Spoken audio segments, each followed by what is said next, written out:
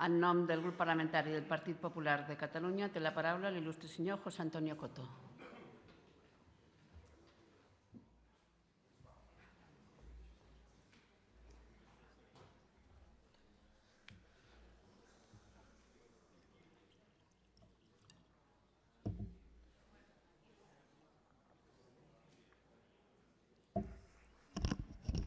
Senyora presidenta, senyores i senyors diputats, vostès, el grup d'iniciativa Verds EUIA, presenta una moció on hi ha parts on fixis el Partit Popular Català i votarem favorablement.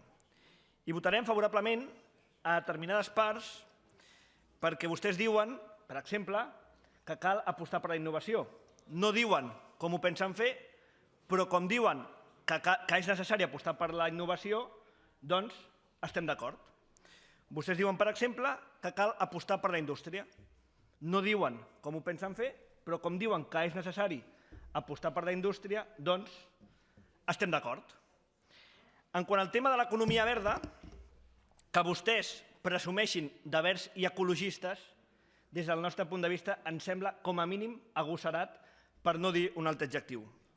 Fixi's, a països on el que vostè denomina capitalisme financer no és que triomfi gaire, de fet no triomfa gens, per exemple Venezuela, doncs la seva política energètica no es basa precisament en energies renovables, més aviat al contrari. Venezuela és un dels principals productors de petroli del món.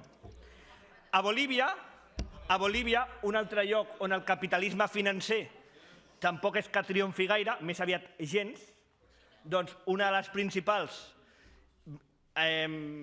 vies energètiques que té i que utilitza Bolívia és la producció de gas.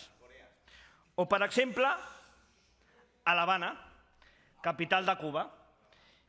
Jo a l'Havana no trobo cotxes elèctrics a totes les cantonades. Més aviat al contrari. I li agrairia, senyor diputat d'Iniciativa Verds, que algun dia ens ensenyi en aquest Parlament una foto d'un cotxe elèctric anant per algun carrer de l'Havana. I, evidentment, en aquesta moció no penso parlar de Txernòbil. En quant a la reforma laboral, vostè va dir una sèrie de dades a la seva interpel·lació en relació a la reforma laboral, però no ha dit quines haguessin estat les conseqüències per l'ocupació de no haver estat aprovada la reforma laboral. Li demano, senyor Vidal, l'emplaço a que em digui un país, a tot el món, en tota la història, que en una situació de recessió econòmica hagi aconseguit crear ocupació. No n'hi ha cap enlloc. Per tant, li demano que no falti a la veritat. La pèrdua d'ocupació és conseqüència de que Europa serà aquest any 2013 l'única zona del món on no creixerà en tot el món. Europa serà, doncs, l'única zona del món que no creixerà i això, evidentment, afecta en l'ocupació. Llavors li pregunto, senyor Vidal, si tan important i determinant és el marc laboral i no el creixement econòmic, quina opinió li mereix el marc laboral dels Estats Units, on hi ha poc més d'un 7% d'atur? O potser serà rellevant, fonamental, el fet que els Estats Units estigui creixent per sobre d'un 2%? I potser el fet que creixi serà conseqüència de la política monetària que està portant a terme la Reserva Federal Americana. Per això és fonamental la plena integració monetària a la Unió Europea, anomenada Unió Bancària, que està impulsant i defensant el president Rajoy a Brussel·les, que junt amb la reducció del dèficit públic, que junt amb el sanejament del sistema financer i que junt a les reformes per la competitivitat permetran el creixement econòmic i la creació d'ocupació.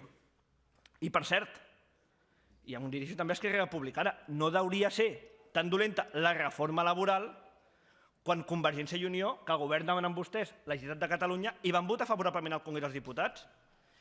I recordo que el Partit Popular té una majoria sòlida al Congrés dels Diputats per poder aprovar en solitari la reforma laboral. I tot i així, Convergència i Unió s'hi va sumar. Per tant, entenc que s'hi va sumar perquè era una bona reforma laboral. Si no, no s'hi hagués sumat. No els necessitàvem parlamentàriament per poder-la aprovar, aquesta reforma laboral. I aquest partit, Esquerra Republicana, que avui governa amb Convergència i Unió, li recordo, senyor Vidal, que va ser soci seu d'Iniciativa Verds durant 7 anys en el govern tripartit. I per últim, senyor Vidal, vostè planteja una sèrie de reformes, com és la modificació del SOC, del Servei d'Ocupació de Catalunya i altres reformes. Dir-li que ho veig sincerament impossible que el que vostè proposa, aquestes reformes, es puguin portar a terme a dia d'avui, atès l'absoluta paràlisi i deixadesa de l'actual govern ERC Artur Mas, que només ha aprovat una llei en 6 mesos i que per no fer no ha estat capaç ni tan sols de presentar els pressupostos de la Generalitat per aquest any 2013. I estem ja a 9 de maig de l'any 2013. Moltes gràcies, senyora presidenta, senyores i senyors diputats. Molt bé.